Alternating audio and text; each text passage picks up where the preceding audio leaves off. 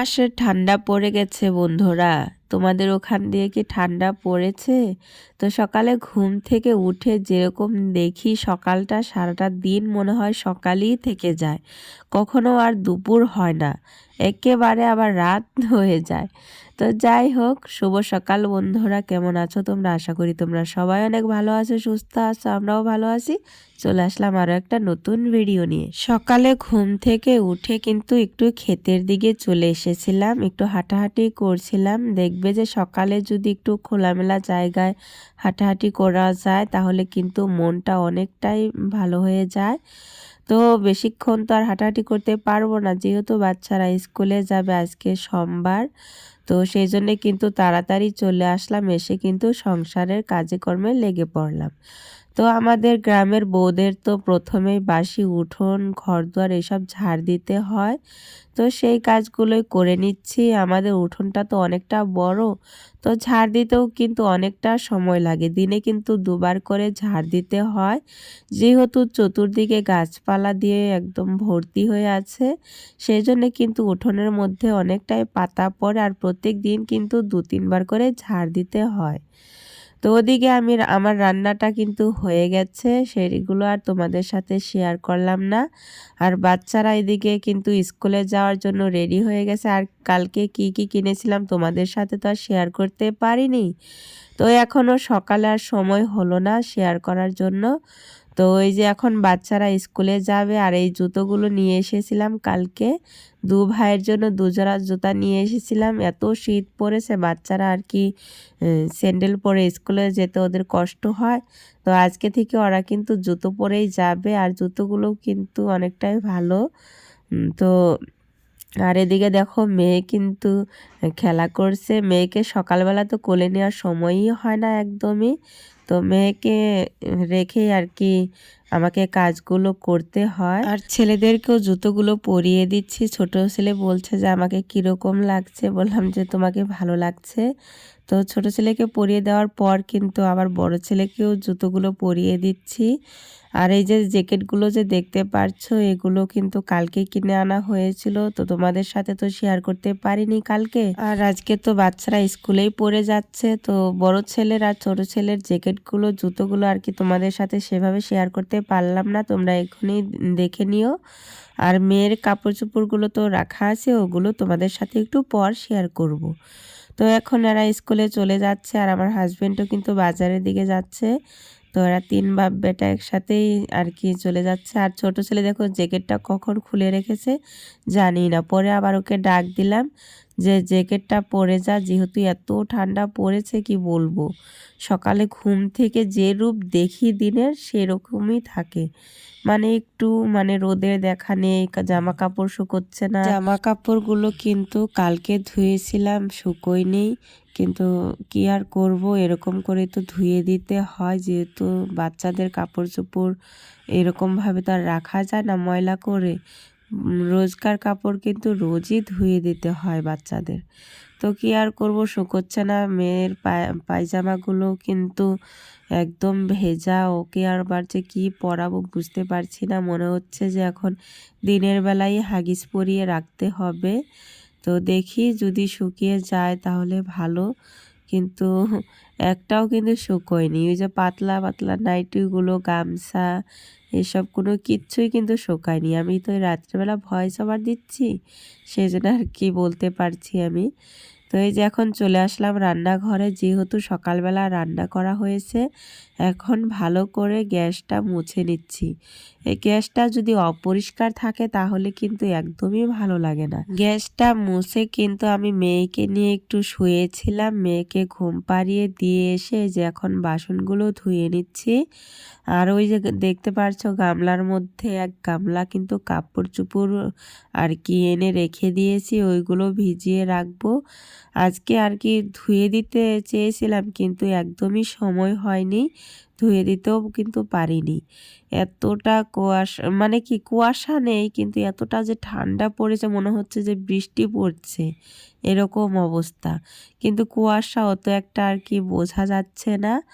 আর এই যে লাল একটা ঝুড়ি দেখতে পারছো, এটার মধ্যে কাঁচা লঙ্কা ছিল, তো শেষ হয়ে গেছে। ভাবলাম যে একেবারে ধুয়ে পরিষ্কার করে রেখে দিই, আজকে আবার যখন কাঁচা লঙ্কা নিয়ে আসবে তখন আবার ঢেলে রাখা যাবে।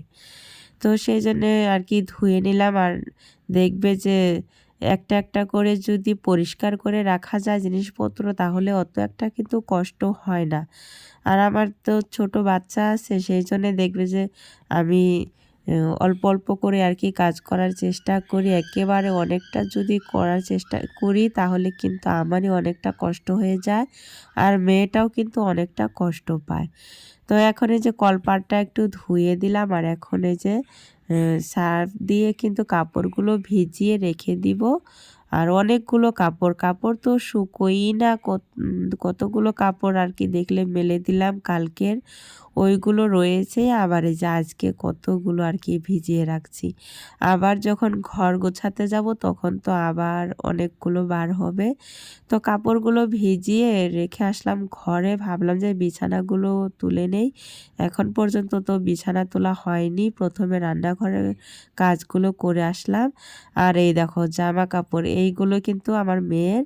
আর ওই যে ওই রকম প্রথমে যে গেঞ্জিটা দেখালাম ওটার মতো কিন্তু দুটা নিয়েছি, শুধু কালারটা ব্ল্যাক ব্ল্যাক। তো এই যে মেয়ে তো দুষ্টুমি করছিল। আর এই যে এই জোড়া নিয়েছি কোথাও যাওয়ার জন্য। আর ভেতরেও কিন্তু অনেকটা আর কি মোটা। আর মেয়ের মাথায় দিয়ে দেখছিলাম যে কীরকম লাগে। আর দেখতেও কিন্তু অতটা খারাপ না, ভালোই হয়েছে। আর এই যে এই জোড়া যে দেখছো এখন যে দেখাচ্ছি, মেয়ে দেখছো দিচ্ছেই না, মেয়ে আর কি জিদ করে আর কি আমার হাতের থেকে নিয়ে নেবে এরকম করছে। আর এই জোড়া এনেছি বাড়িতে পরানোর জন্য, আর রেখে যে দিলাম ওই জোড়াও কিন্তু বাড়িতেই পরাবো। আর দুটো নিয়েছি স্যান্ডেল গেঞ্জি, এইগুলো বাড়ির জন্যই নিয়েছি। আর এই পায়জামাটা হচ্ছে আমার বড় ছেলের, তো এগুলো কিন্তু মোটা মোটাই। আর বাচ্চাদের কিন্তু একটা একটাই পায়জামা নেওয়া হয়েছে। আর এই যে দেখো এটা কিন্তু ছোট ছেলের পায়জামা, তো দুজনের দুটা। আর এই যে একটা তেলের বোতল আর একটা পন্স ক্রিম। তো শীতকালে আমরা পন্সই ব্যবহার করি, আর মেয়ের জন্য তো বেবি ক্রিম আছেই। তো এগুলো এখন ভাঁজ করে রেখে দিব দিয়ে। তো এই যে এখন দেখো কি একটা সর্বনাশ যে হয়েছে আমাদের, এত ভয়ঙ্কর সর্বনাশ আগে আগে কখনোই হয়নি। এত মুরগি পালি এতটা মানে ক্ষয়ক্ষতি করেনি। কিন্তু আজকে যে আর কি ঘরদুয়ার গুছিয়ে রেখে এসেছিলাম যে কাপড়গুলো ধুয়ে নেব, তো বালতিটা নেওয়ার জন্য এসেছিলাম। বালতিটা এই যে এই মুরগির ঘরের সামনে রাখা ছিল, তো ভাবলাম যে বালতিটা নিয়ে গিয়ে কাপড়গুলো ধুয়ে নিই। তো দেখি যে একটা মুরগি মরে আছে, তো ভাবলাম যে হয়তো আর কি রোগ হয়েছে সেই জন্য আর কি মরে গেছে। তো এখন দেখি যে ভিতরে আরও দুটো মরে আছে, মোট তিনটে। তো এতটা যে খারাপ লাগছিল কি বলবো, এত কষ্ট করে আর কি চাল খাওয়ায়া পালা হয়। মানে আমাদের মধ্যবিত্ত পরিবারে এত বড় ক্ষতি আর কি মেনে নিতে পারছিলাম না। আমি তো কান্নাই করে দিয়েছিলাম যে এত বড় বড় মুরগিগুলো কিভাবে আর কি কি হয়ে গেল। তারপর আর কি ভালো করে দেখি যে আর কি কামড়ে কামড়ে মারছে আর কি গলার দিকে, তারপরে পেটের দিকে, একদম আমার মাথায় হাত। আমি কি করব না করব বুঝতে পারছি না।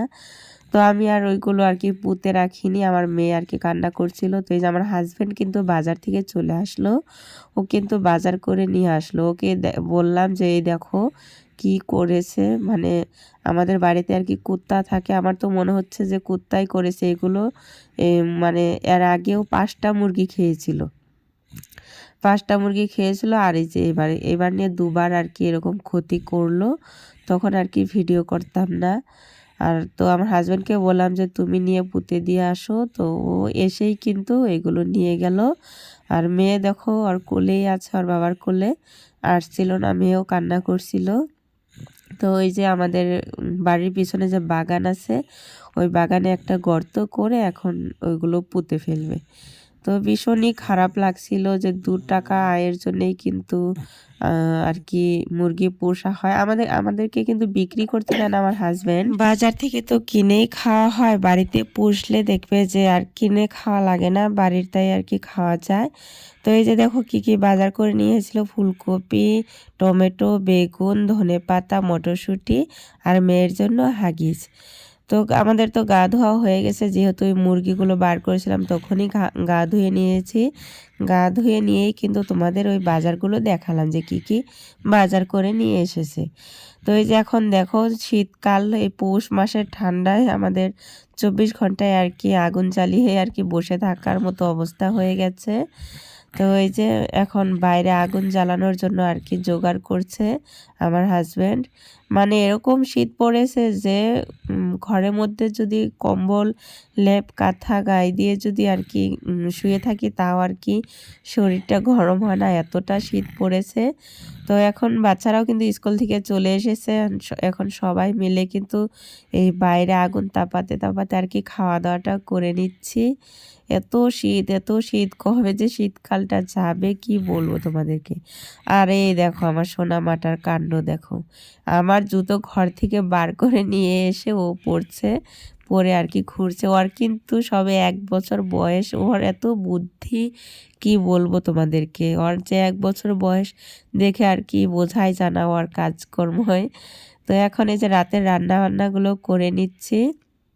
এখন কিন্তু আমাদের খাওয়া দাওয়াও কিন্তু হয়ে গেছে, আর সবাই মিলে আর কি গল্প করছিলাম। আর এই দেখো রাতে আমার মেয়ের শরীরটা অনেকটাই খারাপ হয়ে গেছিল। তো এই যে ওষুধ দিয়ে দিচ্ছে আমার হাজব্যান্ড, বাম তারপরে আরও নাকে ওষুধ দিয়ে দিচ্ছিল, সর্দিটা একদম বেশি হয়ে গেছে।